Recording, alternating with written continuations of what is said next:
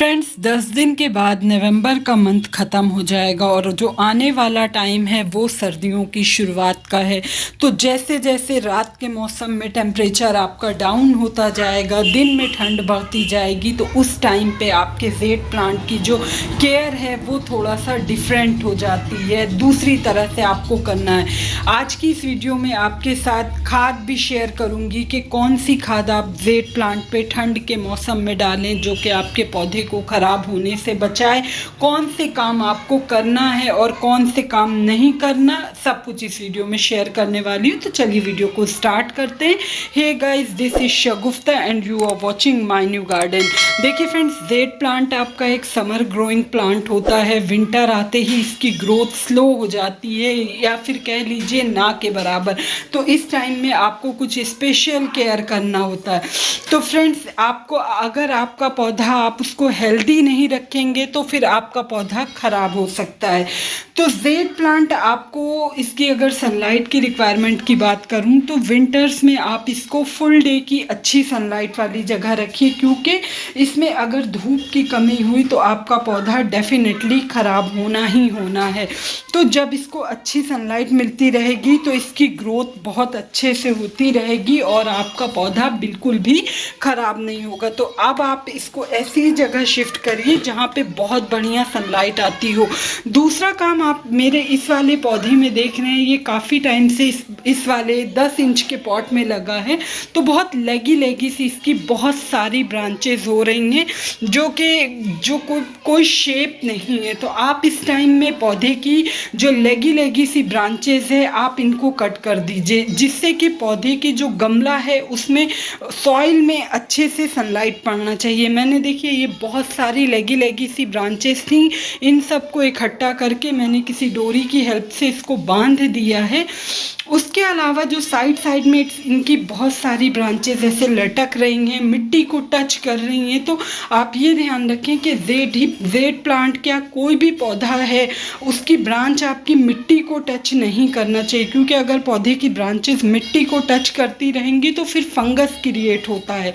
तो इसलिए आपको मिट्टी को एकदम क्लीन रखना है। तो जो बहुत सारी इनकी लेगी सी ब्रांचेस थी ऊपर साइड और जो नीचे साइड में मिट्टी को टच कर रही हैं, इनकी वो सारी ब्रांचेस को मैं कट कर दे रही हूँ। बेसिकली कहने का मतलब ये है कि आपको आपका जो पॉट का सरफेस है उसको क्लीन रखना है, अच्छे से साफ रखना है। अभी आप जो देख रहे हैं इसके अंदर जो सारी पत्तियाँ गिरी हैं इन सबको भी मैं निकाल दूंगी, क्योंकि विंटर में जब हम लोग पौधे में वाटरिंग बात करती हूँ फ्रेंड्स, पहले आप देखिए इसकी कुछ ब्रांचेस जो बहुत लटक रही थी उनको कट कर दिए। अभी भी टाइम है, अगर आपने आपके पौधे की अच्छे से कटाई छटाई नहीं की है तो ये अभी नवंबर का जो पूरा मंथ है 10 दिन बाकी है, आप इन 10 दिनों में अच्छे से पौधे की कटाई छटाई करके उसको कोई एक शेप दे सकते हैं, जिस तरह से देखिए मैं कर रही हूँ।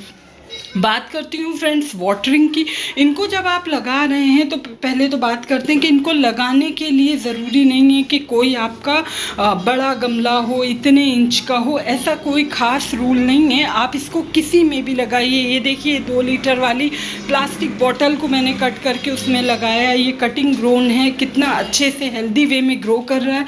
इसकी भी जो बहुत सारी लेगी सी ब्रांचेस हैं उन सबको भी मैं शॉर्ट कर दे रही हूँ। अगर आपका पौधा एक ही ब्रांच निकल रही है, इसमें देखिए इस टाइम में इन्फेस्टेशन में मिली बग बहुत ज़्यादा लग रहा है। सिंपल आप तरीका है, मिली बग को कट करके रिमूव कर दीजिए। बट हाँ, ये जो आप जिस भी ब्रांच पे मिली बग लगा हुआ है इसको आप अपनी कंपोस्ट बिन में मत डालिए, इसको आप उठा के बाहर फेंकिए, क्योंकि कंपोस्ट बिन में आप डालेंगे तो वहाँ पे और भी जो पत्तियाँ हैं उसमें भी मिली बग फैलने लगेगा। तो इसलिए आप वो सारी पत्तियों को बाहर डालिए। इनकी वाटरिंग रिक्वायरमेंट अब जैसे जैसे टेम्परेचर डाउन होगा, क्योंकि ये सकुलेंट प्लांट होता है, सकुलेंट फैमिली को बिलोंग करने वाला प्लांट होता है, तो इनकी विंटर्स में वाटरिंग रिक्वायरमेंट बहुत कम हो जाती हैं। स्पेशली आपको मैं अपना ये वाला पॉट दिखा रही हूँ, इसकी मिट्टी बहुत ड्राई है।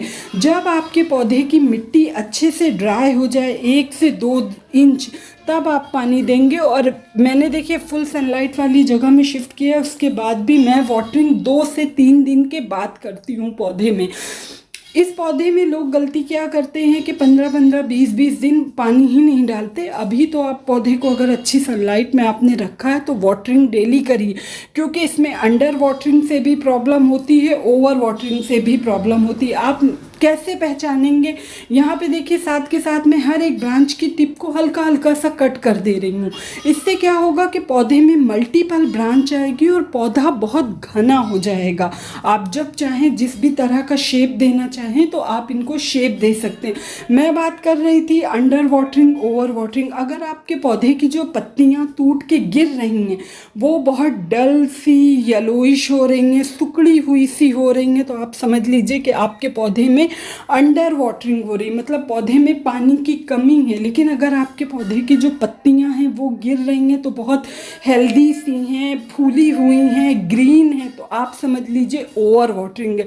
तो इस पौधे को ना तो अंडर वाटरिंग पसंद है ना ओवर वाटरिंग पसंद है, बस हल्की सी इसकी मिट्टी ड्राई हो तब आप पानी दे दीजिए।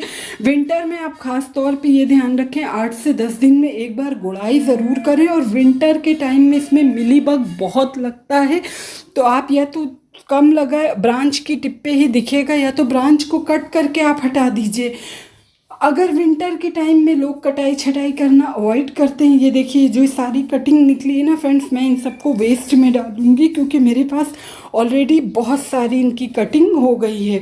विंटर के टाइम में आपको पौधे में ऐसी खाद देना होता है जो कि पौधे की जड़ों में एक गर्माहट बना के रखे, गर्मी, और बहुत सारे माइक्रो न्यूट्रिएंट हों उसमें। तो ये देखिए ये है आपका मस्टर्ड केक का है ये, इसको छोटे छोटे पीसेस में मैं कट करके डालती हूँ। अगर आप चाहें तो इसका लिक्विड भी बना के डाइल्यूट करके डाल सकते हैं, लेकिन जब आप इसको पीसेस में करके डालते हैं ना तो ये काफ़ी टाइम तक मिट्टी में रहता है, धीरे धीरे डिकम्पोस्ट होता है और पौधे की जड़ें उनको एब्जॉर्ब करती रहती हैं। इसलिए मैंने एक एक चम्मच के करीब, अगर पाउडर फॉर्म में आप कहें तो एक एक चम्मच होगा, उनको टुकड़ों में तोड़ के और मिट्टी में इस तरह से मैंने दबा दिया है।